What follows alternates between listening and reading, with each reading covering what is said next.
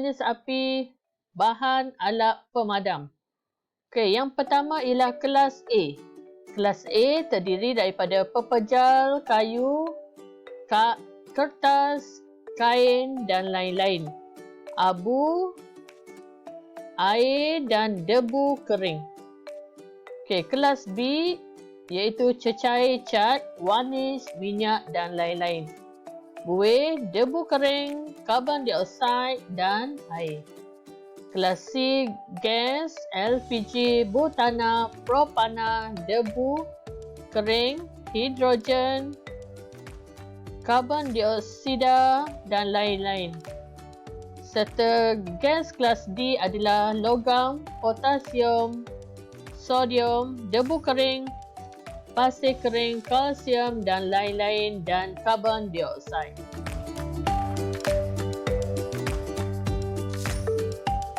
Okey, apakah itu alat memadam kebakaran? Alat yang digunakan untuk mengawal atau memadam kebakaran di peringkat awal yang boleh dikendalikan oleh seorang sahaja dan hanya boleh digunakan dalam jangka masa yang singkat. Okey, yang pertama adalah alat pemadam api jenis air. Warna merah, kandungan 9 liter air, berat tabung 12.6 kg, jarak pancutan 20 hingga 25 kaki, jangka masa 60 hingga 120 saat, tidak membahaya dan mudah dikendalikan. Okey, yang kedua adalah alat pemadam api jenis serbuk kering. Okey, kandungan sodium bikarbonat, magnesium stearit, magnesium karbonat, trikalsium fosfat, debunya berbahaya, warna biru muda atau merah. Okey, yang ketiga adalah alat pemadam api jenis karbon dioksida.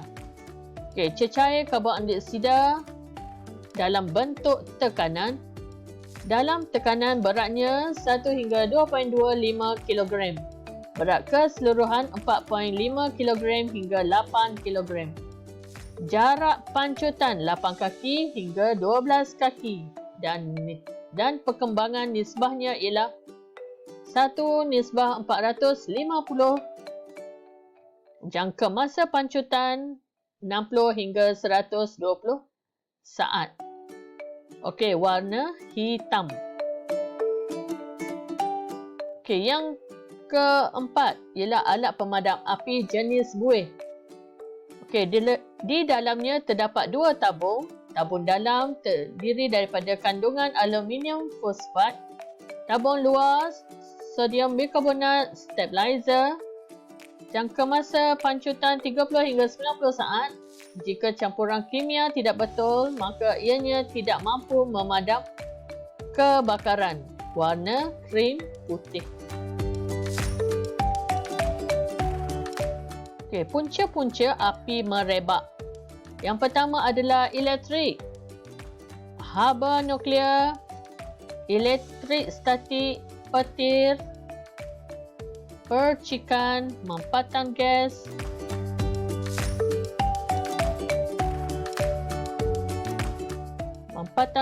geseran, tindak balas kimia, haba mekanikal dan penyalaan. Okey, sebab-sebab kemerebakan api.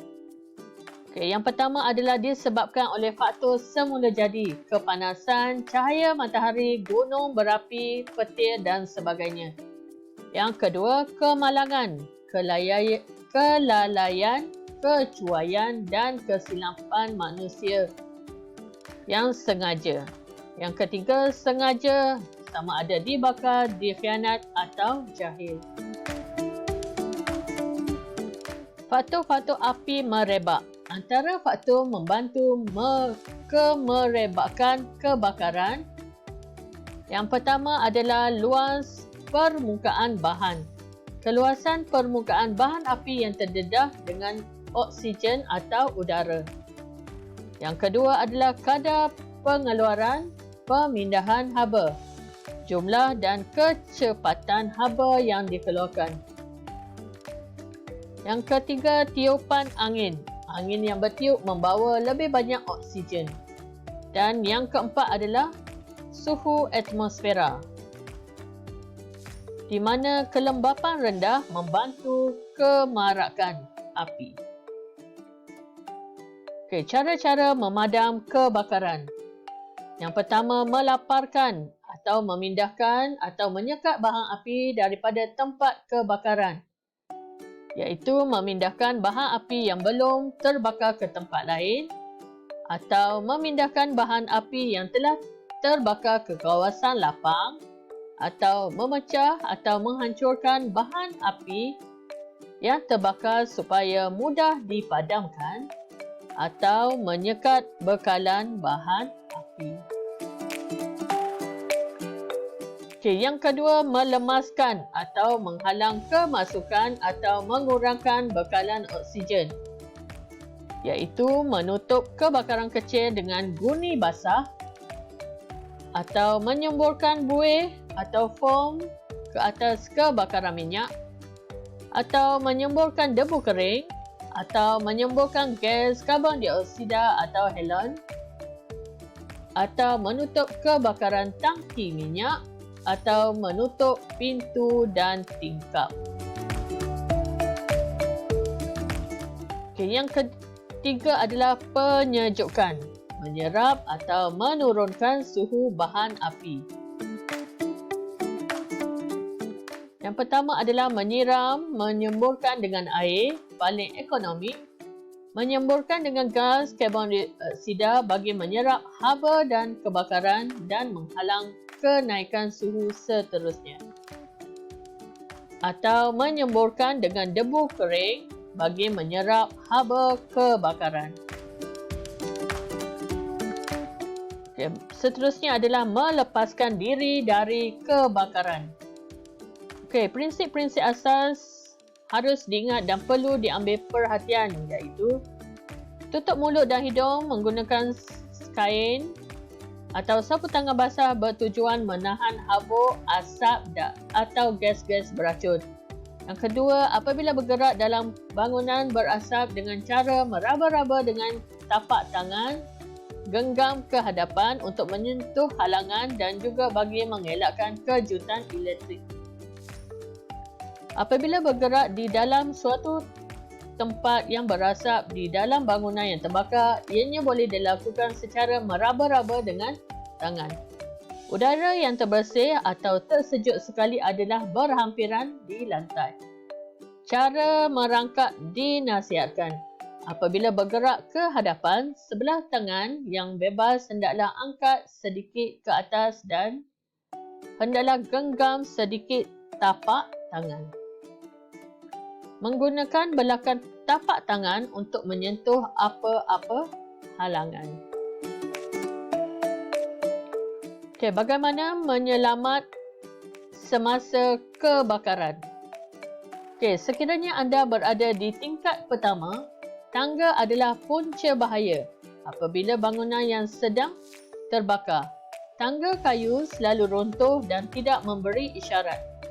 Sentiasa merapatkan diri ke bahagian dinding. Susur ke bawah cara membelakang dan rasa dengan kaki setiap anak tangga sebelum memijaknya.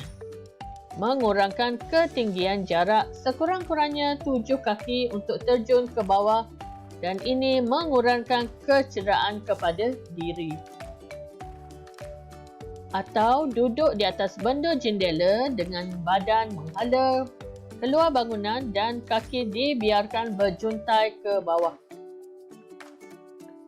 Pusing ke belakang, pegang benda jendela, turunkan badan dan bergantung dengan kedua-dua tangan. Selepas itu barulah lepaskan tangan. Sekiranya anda berada di tingkat kedua, jangan panik, gunakan kain-kain, selimut, cadar buat tali dan ikat pada perabot berat atau tiang. Hulur tali serendah-rendah yang boleh tentukan keselamatan.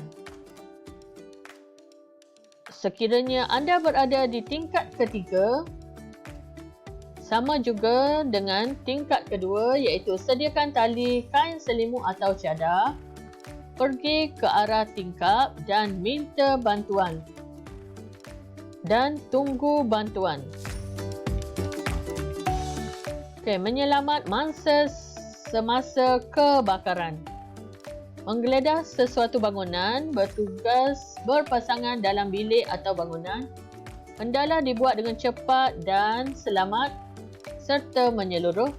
Kanak-kanak diutamakan. Menggeledah sesuatu bilik, satu pusingan genap perlu dibuat, sentiasa rapat ke dinding, rasa dan raba-raba di atas dan di bawah katil dan alatan perabot. Merantasi bilik secara melintang, pastikan pintu dibuka dengan selamat. Okey, membawa mangsa keluar. Pusingkan mangsa supaya terlentang. Ikat kedua-dua tangan mangsa duduk dalam keadaan merangkak. Masukkan kepala dalam ikatan kedua-dua tangan mangsa.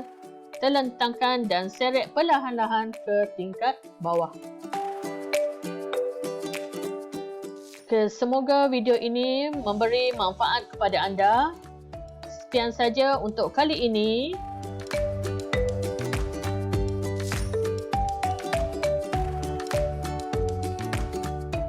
Okay, thanks for watching. Jangan lupa like dan subscribe channel Cikgu Rozilawati sebagai memberi motivasi untuk saya menambah video akan datang. Sekian saja. Bye-bye.